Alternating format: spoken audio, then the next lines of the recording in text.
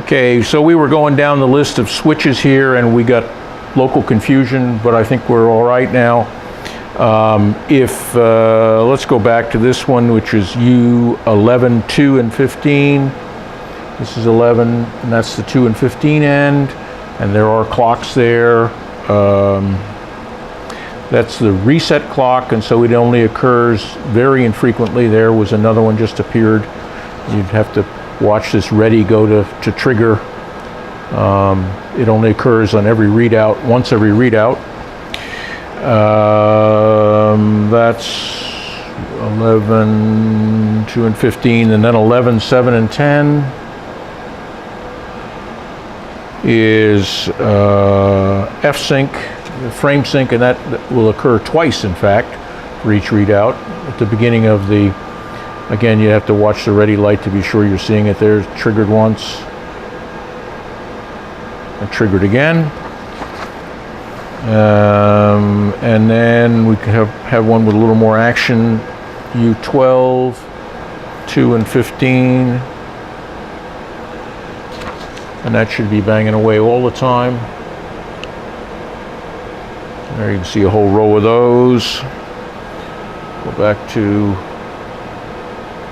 all of these. We've been showing at about 2.5 microseconds per division. That's typical of all the pulse widths.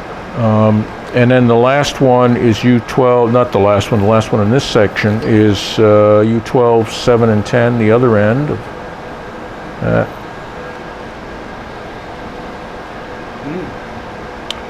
Which is read, and that's a clock which is high all the time. So I want to go back from, instead of normal mode, I'm going to go to auto, and that's at 5 volts all the time. There are some modes where you might want to turn read off, but I don't think we ever do. I think you'll find that's on all the time.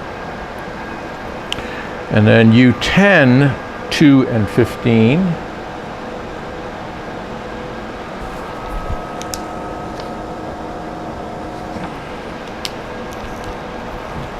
Is clock 1 and 2, and it's there banging away all the time. You can slow it down and see that's the one that actually is going at the pixel rate.